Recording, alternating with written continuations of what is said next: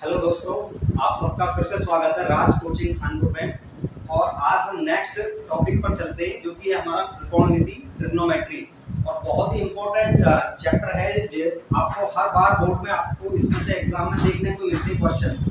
एक एक्सरसाइज मैंने आपको इसकी करा दी है, नेक्स्ट एक्सरसाइज पर मैं चल रहा हूँ। नेक्स्ट एक्सरसाइज है 8.2।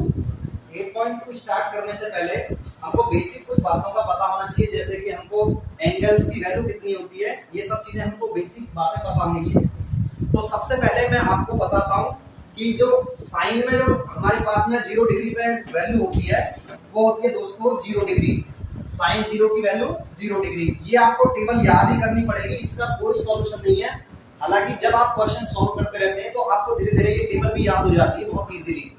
इसलिए आपको जब तक आप क्वेश्चन खुद सॉल्व नहीं करेंगे तब तक आपको ये टेबल याद नहीं होगी, ऐसे आप कितना भी रट लें। साइन 0 की वैल्यू 0 और इसके बाद में साइन 30 की वैल्यू क्या होती है 1/2। इसके बाद साइन 45 की वैल्यू क्या होती है 1/√2। इसी तरीके से साइन 60 की वैल्यू √3/2। इसी तरीके से साइन 90 डिग्री की वैल्यू हो गई 1। जस्ट इसके अपोजिट केस में यदि हम बात करें तो इसके अपोजिट होते हैं कॉस की सारी वैल्यू। कॉस में जो साइन में 90 डिग्री होती है वो कॉस में 1 हो जाती है। आपको सिर्फ अपोजिट वैल्यू याद रखनी है। इसके बाद में tan 0 की वैल्यू आप जानते हैं 0 होती है। tan 30 ये होता है 1/√3 और tan 45 1 होता है।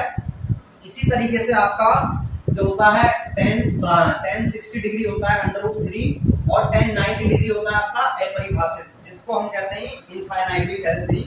इसके बाद में जो आती है वैल्यू वो आती है आपके पास cot की। cot की जितनी भी वैल्यू होती है tan की जस्ट अपोजिट होती है।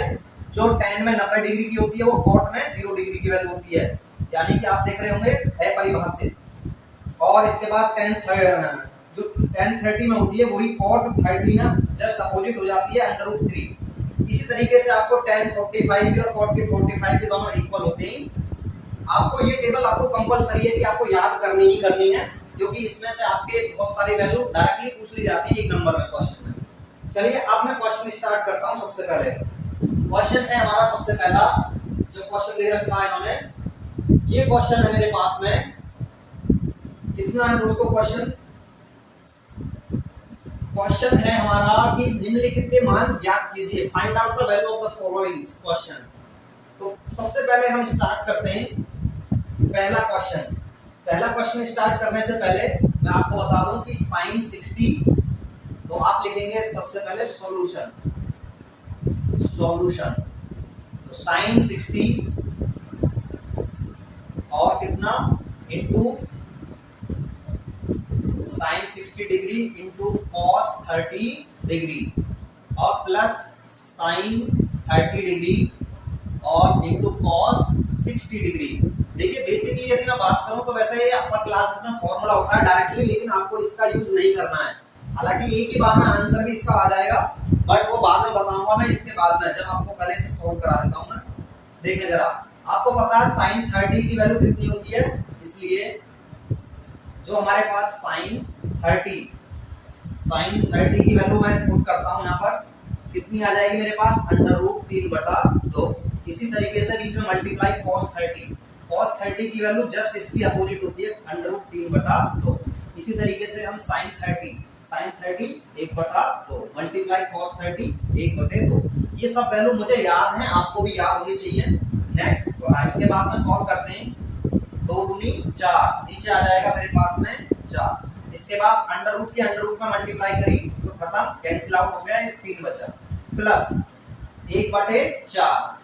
देखें एलसीएम ले लेंगे, नीचे आ जाएगा 4 और 3 और 1 4, तो मेरे पास आ गया 4/4। यानी कि मैं कहूं तो इसका आंसर कितना आ गया 1। तो ये हमारा यहां तक आंसर आ गया। इसके बाद में देखें, मैंने अभी आपको बताया कि ये डायरेक्टली एक फॉर्मूला भी है जो आपको याद रखना चाहिए। अपर क्लास में फॉर्मूला आता है directly sin a * cos b + cos a * sin b। तो ये फॉर्मूला बन जाता है दोस्तों किसका, sin a + b। sin a + b यानी कि sin कितना इसमें 60 + 30 कितना हो गया sin 90 डिग्री। तो sin 90 डिग्री मैंने बताया एक होता है। देखिए एक बार में आंसर आ गया डायरेक्टली। नेक्स्ट क्वेश्चन पर चलते हैं। इसके बाद में सेकंड वाला पार्ट है इसका।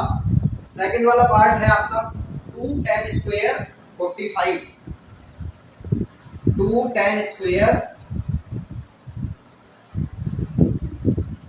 सेकेंड वाला पार्ट है हमारा